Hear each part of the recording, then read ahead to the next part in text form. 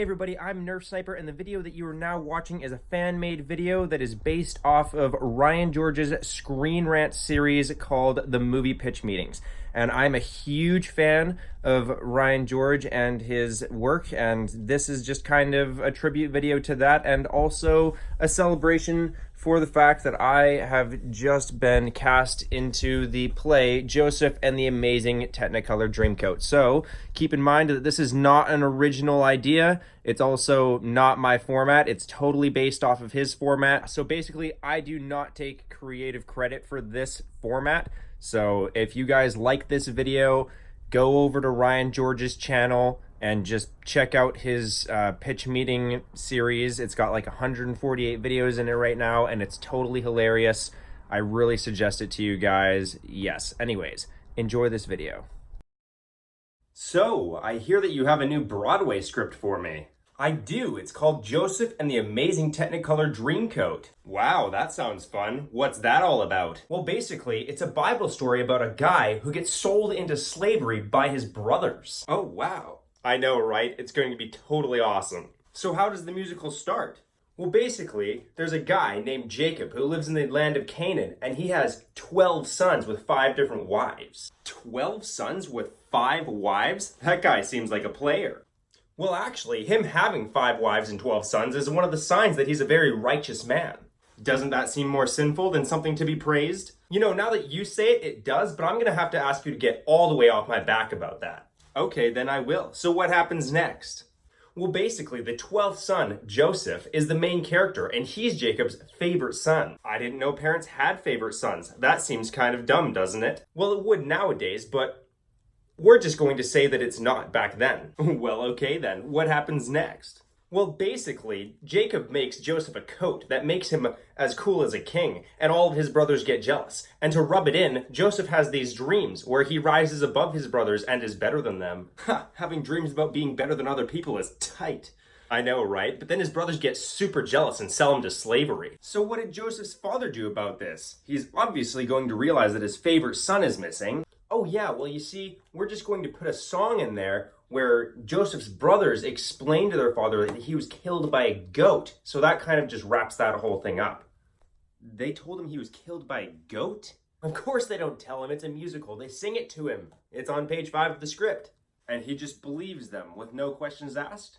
Oh yeah, he totally believes them right away. Completely disregards all facts that they just walked away with their least favorite brother and came back without him. Well, okay then. So he gets sold into slavery. That must have been terrible. Yeah, but it's okay, because he gets bought by this guy named Potiphar, who actually ends up really liking Joseph and makes him the head of his household.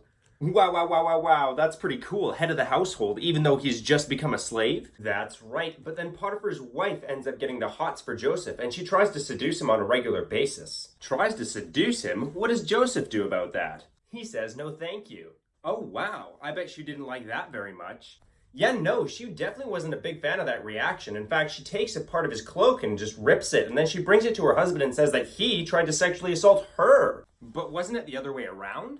Well, yes, but Potiphar's gonna believe his wife over a slave, obviously. Wow, what a turn of events. What happens after that? Well, then Joseph gets tossed in jail for about a decade and sings a really long and sad song about that. Decade in jail? Isn't he going to age significantly during that time? Well, actually, no. We're going to play it off like it's almost just a couple of days. He's barely even going to grow a beard. Well, okay then. Is there anyone else in jail with him? Well, actually, yes. 2 men get thrown into his cell. One's a baker and one's a butler, and both worked for Pharaoh, but he didn't like them very much, so he put them in jail too. Oh, wow. What did they do to get thrown in jail? Practically nothing. They were just doing their jobs. Nobody likes them, though, just like Joseph. All right, so what goes on in jail with all 3 of these guys? Well, now that Joseph has had a dream about being better than his brothers, it means that he can interpret pretty much anybody's dreams. So they Wait, so now Joseph can just interpret dreams? Why is that? I don't know. I just wrote it that way. Oh, okay. I'm fine with that. Yeah, anyways, so Joseph interprets their dreams, and so the butler gets let go, and the baker gets murdered.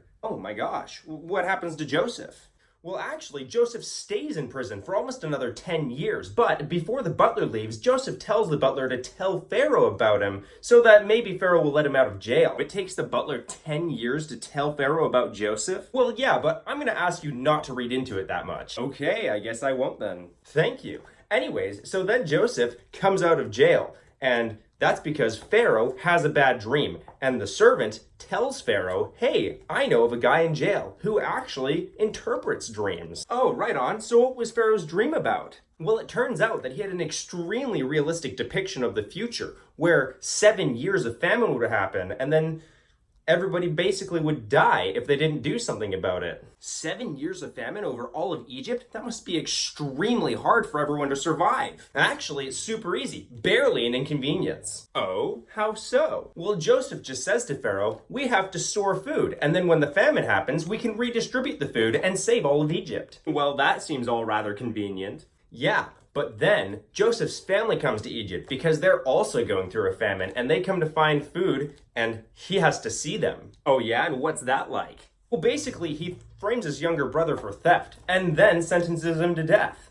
Oh my gosh, and they just kill him on the spot? No, it just turns out that Joseph was testing them. He's a hashtag prankster, and he wanted to see if they were honest men. Oh wow, so what did the brothers do? Well, they sing a culturally inappropriate and somewhat racist song about how he's innocent. Subtle comedic racism is tight. You know it is. But then everything really turns out for the best, and they all get to come together as a family and live happily ever after. And that's it? That's the end of the story? Basically, I didn't really have anything else to say, so I ended it there. Alright, well, I like it. Let's put it into production immediately. Well, alright, but we have to cast someone for the main character who's only borderline famous now, but will become more famous because of this, and then everyone else will pretend like he was always super famous. Huh, okay, who do you have in mind? Thank you guys for watching this video. I hope that you enjoyed it, and I hope that you have a wonderful day. I'm Nerf Sniper, and I will see you guys in the next one. Visiting my link page, nerfsniper.contactin.bio, will bring you to all of my social media platforms where you can connect with the rest of my community. You can also visit our new merch store, which just released 3 new merch campaigns, including the Nerf Sniper OG merch, the Nerf Sniper Crest merch, and the Nerf's 100K Club merch. Some of our items are only available for a limited time, so if you see something you fancy, make sure you get it while you can. All proceeds go to the funding of this channel, so any merch sales or donations are greatly appreciated.